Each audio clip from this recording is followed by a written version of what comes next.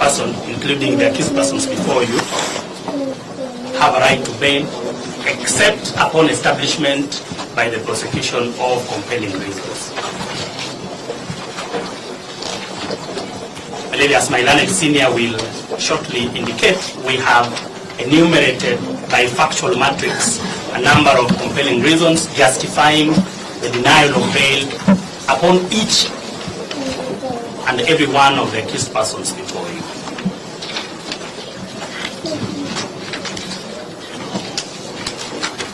Just to highlight, the right to liberty and freedom protected under the Constitution, what rights fall outside the ambit of Article 25 of the Constitution, which is the only provision that provides for rights that cannot be derogated from, or rather cannot be limited.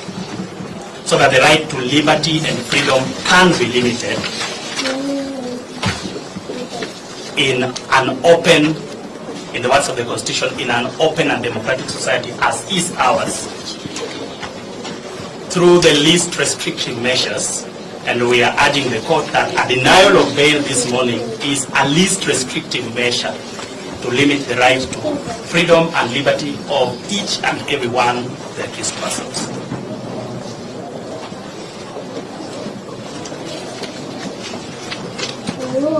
And that is the tone that is used similarly under Section 123 capital A of the Criminal Procedure Code. And my lady, I urge you, in developing the jurisprudence as is an obligation over you, that this court finds that whenever a compelling reason is established, the court should not just deny bail, but must deny bail.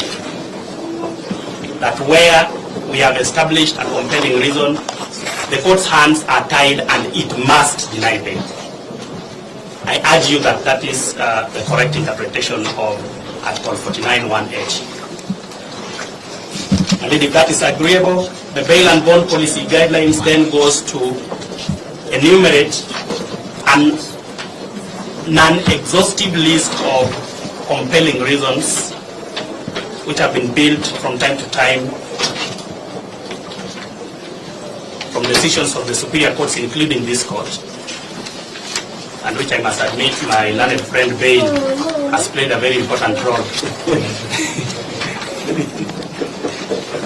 So that a look at the legal and factual matrix establishes a number of compelling reasons, and we argue that in the interest of justice, already one more point, the public interest in this matter is not something that can be wished away. This court can take judicial notice under Section 60 of the Evidence Act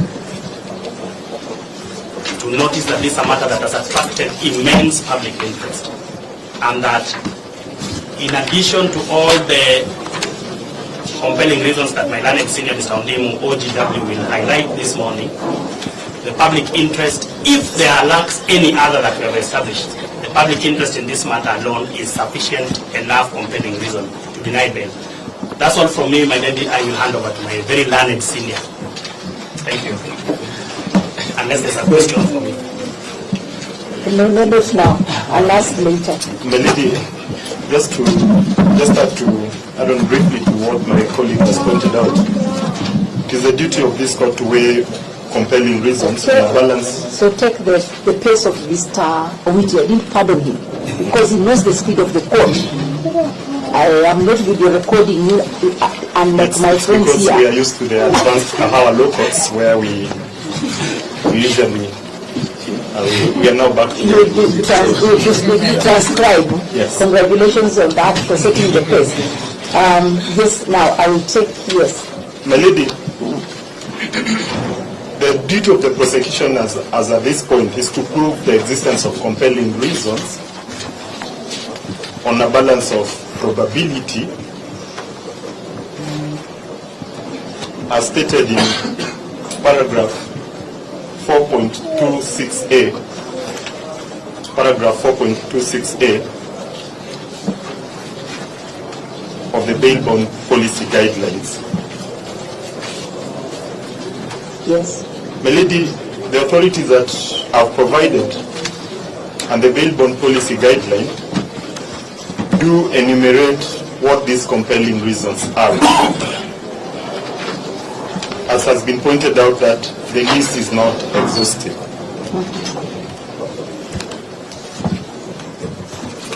Yes, please. My lady, the first reason that we wish to point out is the fact of the seriousness of the offense. Paragraph 8 of the affidavit does state so, and it refers to the information that's before this honorable court. Yes. That the accused have been charged with a very serious offense, and in the event of conviction, it does attract a death penalty. My lady, we refer to the case of Republic versus Paul Odero Nguka. Paul versus Paul Odero Nguka. Yes. It's 2014 EKLR. And also the case of Republic versus Taiko Kitende, 2010 EKLR, that went into detail in discussing why courts should take the seriousness of the offense as a consideration. My lady, the second reason that we wish this honorable court to refer to is the risk of interference with witnesses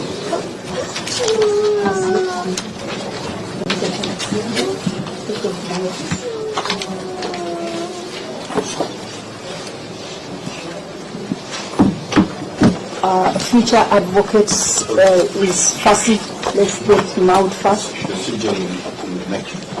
No, this one will be DPP. Okay, please escort them to sit in my office. Or if you find the DR. Okay. Melody, Yes. as I've pointed out, the second reason Yes. is the risk of interference with witnesses and evidence. My lady, I look at the affidavit in objection to bail. We wish to refer to paragraph 12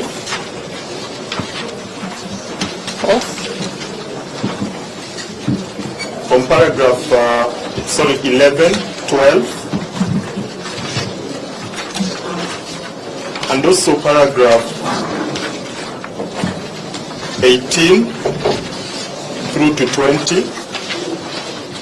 Yes. And also paragraph 22 through to 27.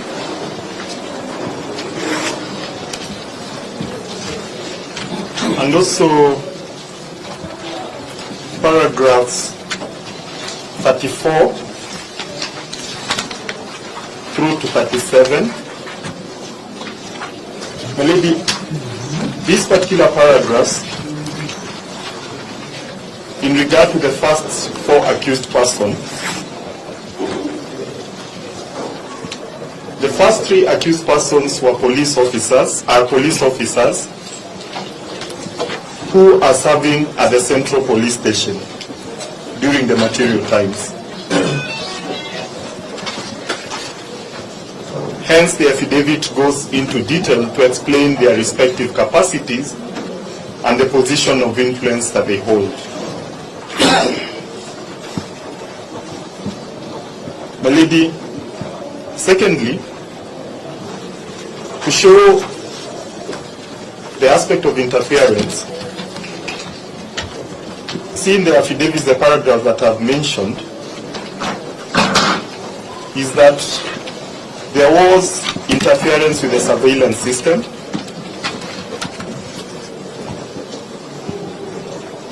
That was located at the office of the first accused person,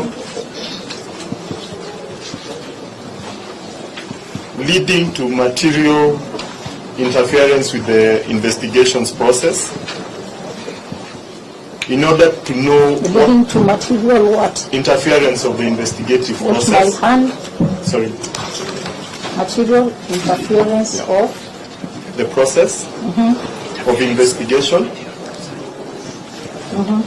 This led to loss of critical evidence of what exactly happened on the material night.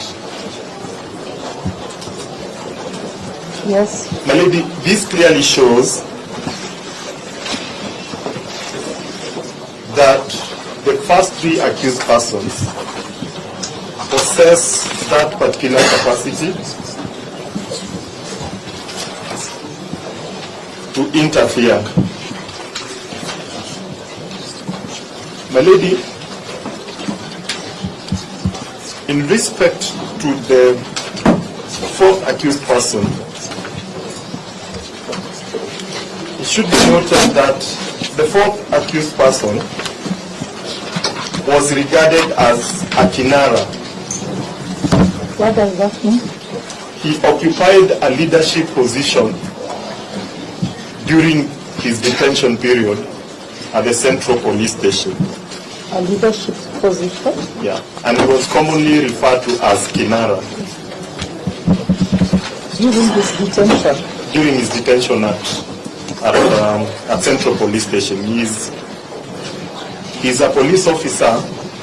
The third accused? The fourth. Is the fourth a police officer? Yes, So do I have 4 police officers Yes. in court? but he was not serving at Central Police Station. Oh, okay. He was in detention Yeah, in relation to unrelated murder investigations. okay, yeah. My lady, therefore, based on the fact that he occupied this particular position, he has close nexus to the first 3 accused persons and other persons who are detained Slowly. and other persons who were detained at the station, and this increases the possibility of interference with witnesses and the general investigation that's still ongoing. The lady, we refer to still the bail bond policy guideline at paragraph 4.9c.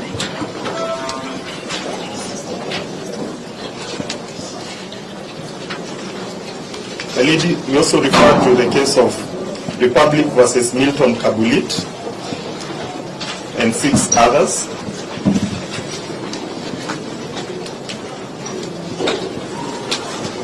And 6 others, that is 2011 KLR. I've highlighted the relevant versions.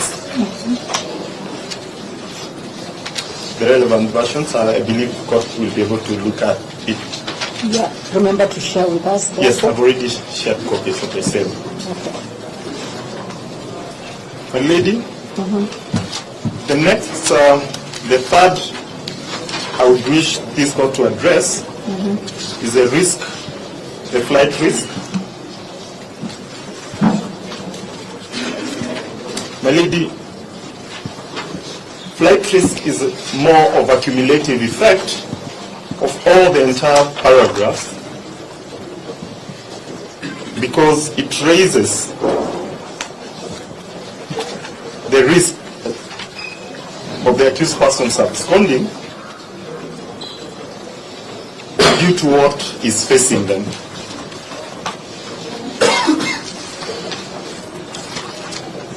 My lady,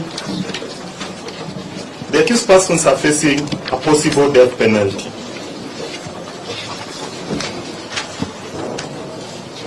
And this is a critical consideration that this court should address.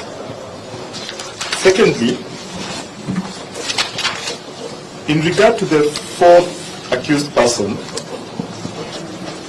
the fourth accused person is is a deserter from the National Police Service. The fourth accused. The fourth accused. We've attached a police signal that declared him a deserter, a signal from the GSU commandant. This is of course a person who clearly is not willing to submit to lawful authorities.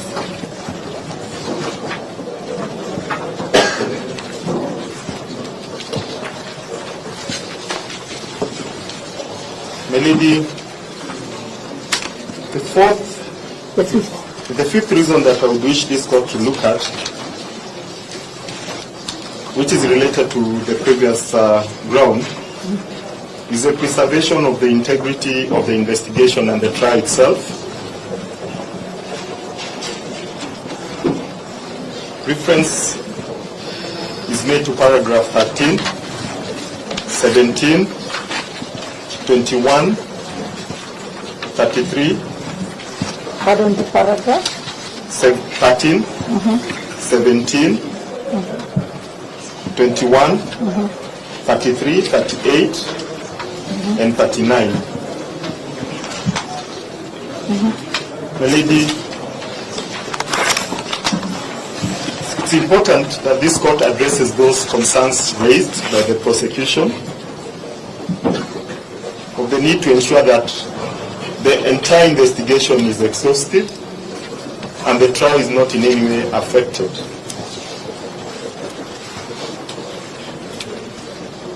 My lady, the other reason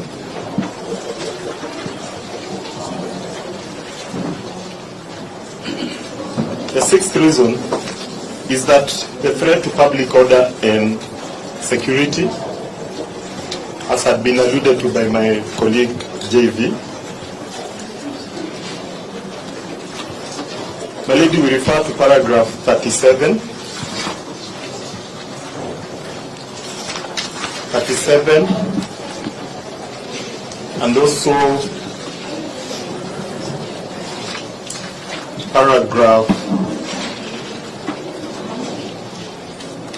mainly paragraph 37, 34 to 37, on the issue of the need to preserve public order and security due to the attention that the matter has attracted, the gruesome murder has attracted, which has led to several demonstrations. And there is need to ensure that there is tranquility as the case proceeds.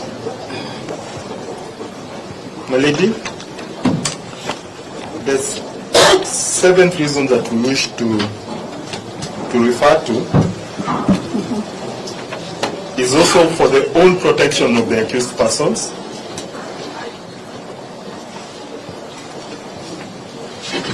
That it will be in the interest, it's in the interest, the own interest of the accused persons,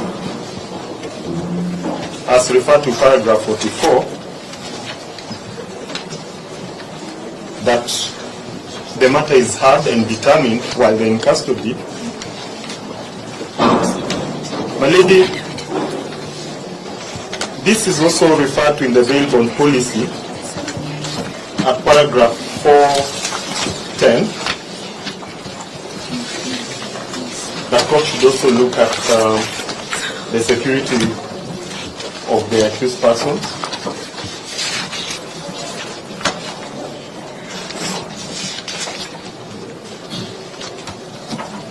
My lady, the last consideration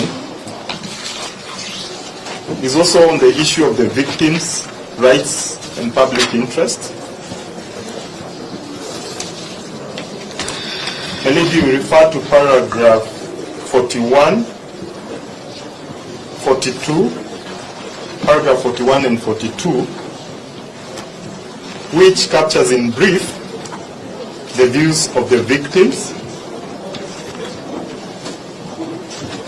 It should be read in reference to Article 50 clause 9 on the need of the victims, and also the Victim Protection Act. My lady, just briefly in conclusion,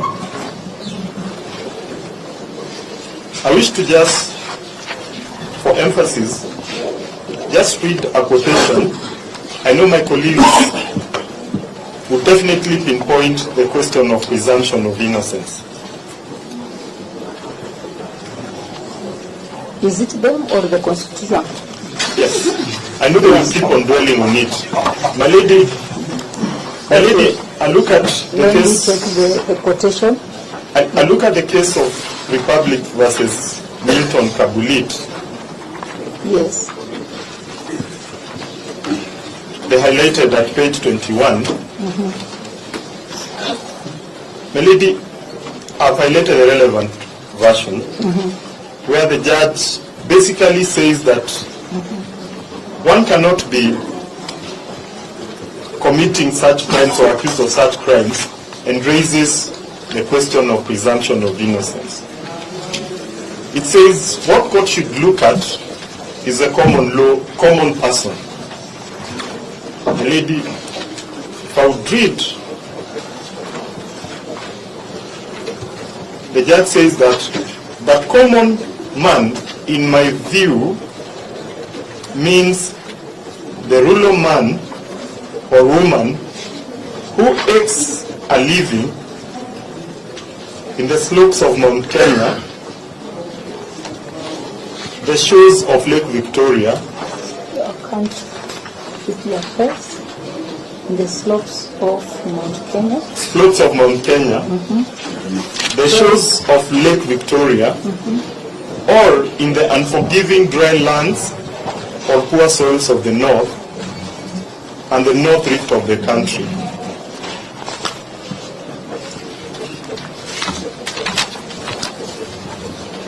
And includes the lumpen proletariat, the hoi polloi, who foot every morning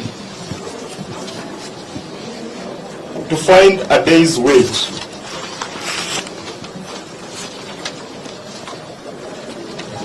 In the industries and building sites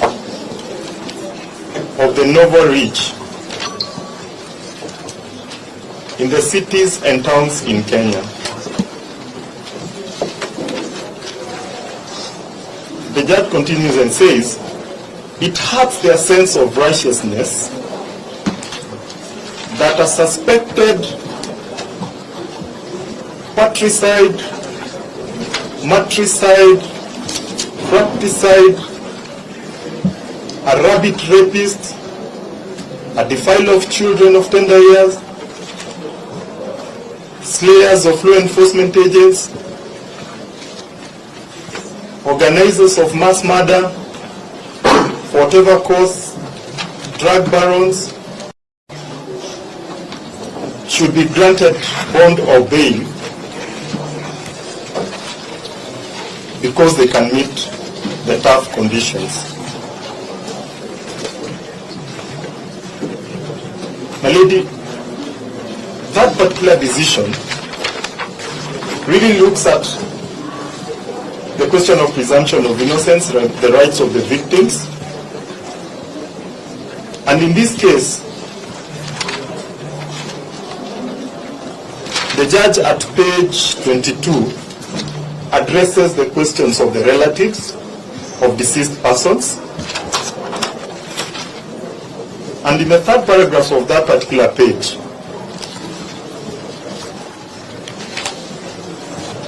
the judge says, for the hurting and grieving relatives, there will be already clear signals that if you are rich or otherwise endowed, you can always buy your way in court by way of cash bail. full stop. Continue and says, the old adage that justice must not only be done, but seem to be done, becomes meaningless to such relatives. Their interests, and not merely of the accused, must be taken into balance in considering the grant of bail.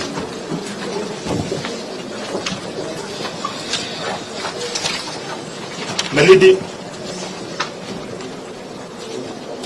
in conclusion, we pray that we humbly submit that the compelling reasons have been satisfied to the required standards, and it's in the interest of justice that the accused persons are denied bond as at this point to enable hearing and determination of this particular matter. It is a matter of grave national concern, and it would be appropriate that the matter is heard expeditiously. Accused persons are in custody. It's okay. I don't know if any of my colleagues mentioned. Okay, we will take Fuchaka. No, my senior, Mr. Makori, will be the one who will. Where's Makori? Is he in? He's left.